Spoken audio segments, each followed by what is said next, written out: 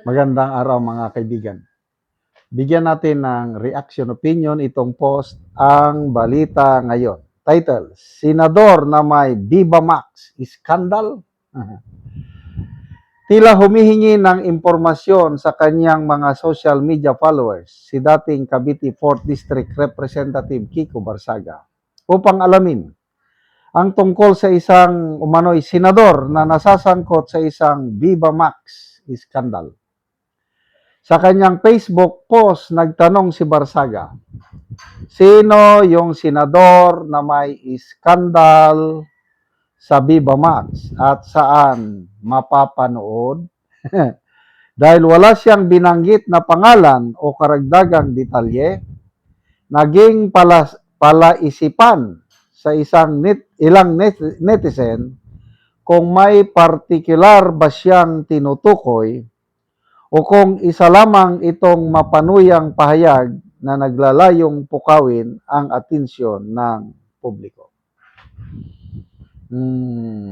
Meron ng issue nun yung tip, senador, wala ring pangalan, nagtitip daw 250,000 pesos sa isang gabi lang.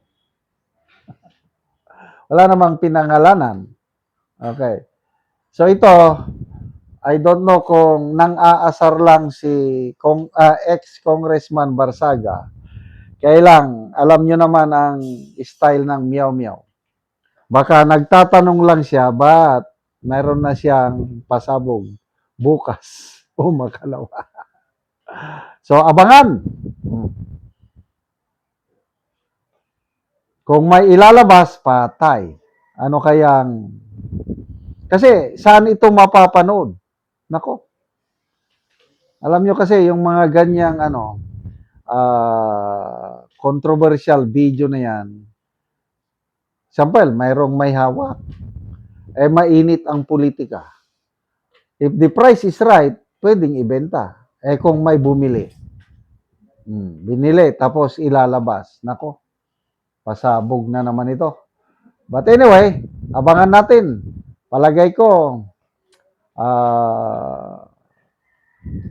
I might be wrong. Bukas o makalawa, may ilalabas itong si Barsaga, kung hindi man siya ibang maglalabas.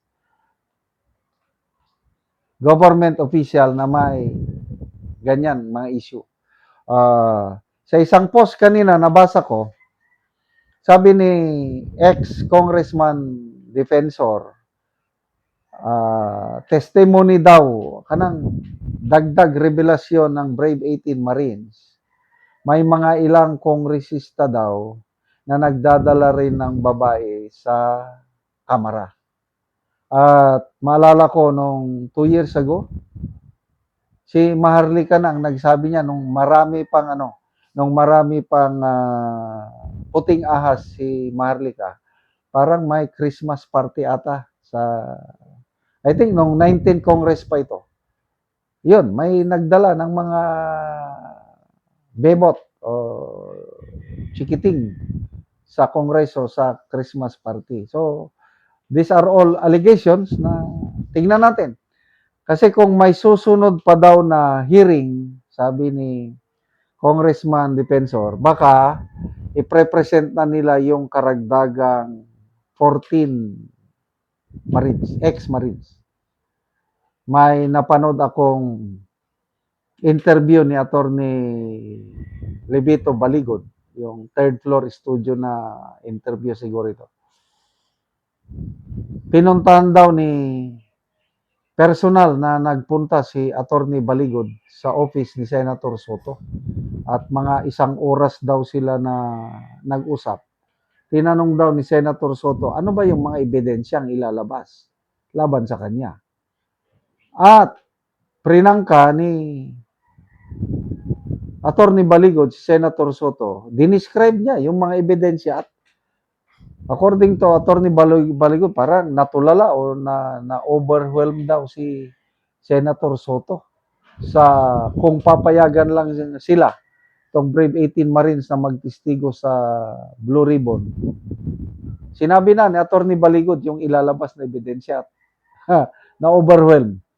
I don't know how overwhelmed. Hindi naman niya dinitalye. Kaya ako naniniwala ko na marami pang balang dala-dala itong Brave Marines eh. So, 3 batches daw yan. Brave 18, first line of attack. May susunod 14, may susunod pang 7. Kaya yung mga nakatanggap ng maleta, nako, siguradong hindi na yan nakakatulog ng mahimbing. Kaya lahat na lang gagawin para hindi matuloy ang So, yung announcement ni Senator Marcoleta na supposed to be noong June 11, I think hindi natuloy dahil nga sa lindol sa Mindanao. But may nabasa akong post kanina, Mike Romero, sabi niya, good news, matutuloy na ang second BRC hearing ni Senator Marcoleta. Wala naman siyang sinabi kailan ang date. But ako, inaasahan ko yan. Nasimulan na nila nung June 11 ito, June 4. Tuloy-tuloy na ito. Non-stop na ito. Kasi yan ang labanan eh. Ang main issue ngayon is investigasyon ng maleta. Kung bakit nagkaroon ng reorganisasyon noong June 3, opinion ko lang ito. Ang purpose nila is para mapigilan ang Blue Ribbon hearing ni Marcoleta noong June 4. At ngayon nga, nagkaroon na ng deadlock. Dalawa na ang BRC. Tulfo versus Marcoleta. So, kanino tayo mas magtitiwala? Tulfo? No way. Kasi nga, isa siya sa nasasangkot. Paano siya makapag-preside ng BRC hearing with impartiality kung isa siya sa nasasangkot, di ba? Kaya ang pinaka-the best, dito tayo kay Marcoleta. Kaya abangan, next week, baka Brave 14, Fearless 14 pala ang tawag, panibagong ebidensya. Salamat mga kaibigan sa inyong pagsubaybay sa channel nito. Nakakatulong kayo ng malaki sa tribong Talandig ng Bukidnon dahil namimigay tayo ng libreng yero at pako para makapagpatayo naman sila ng mas maayos na tirahan. Panoorin niyo ang video nito. O karon mao na ni si Angkol ang matagaan og yero.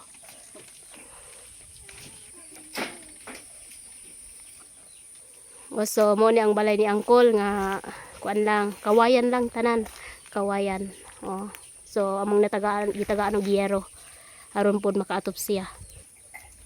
So mo ni ilang kahintang nga kawayan lang ang ilang atop. O apil pod ang ilang dingding kawayan. So makita gid nimo nga luoy gid kay sila.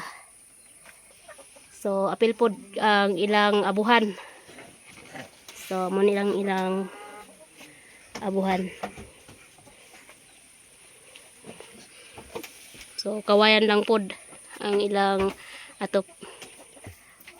Og karon ko ang sa imong masulti nga natagaan kag yero nga nasurvey gid namo ang imong balay. Salamat sa Ginoo nga natagaan kog supply sa kuan. Kung wala ang tabang nga di pag yun ni mailisan. So kawayan lang yun ang imong kuan atop. So magpasalamat ka sa Ginoo kay natagaan kag yero, Kol. Pila na imong edad, Kol? Si Angkol 51 daw iyang edad. So na kay anak, Kol? Pila, Kol, imong anak? Duha. So si Angkol na anak duha. So mo ni ang ilang kahintang. So dako kay ang pasalamat nga bisan sa ilang layo kaya ang ilaha, so naabtan gihapon sila sa panghatag og sin. So Kol, salamat pud kaayo nga nakaanhimi sa imong balay ug nabisita gyud namo. So unsa ra di imong panginabuhian, Kol? Umarag yapon. So manguma lang ka, Kol. So panginabuhian ang Kol, mag-uuma lang siya. O sige, Kol, salamat. Salamat.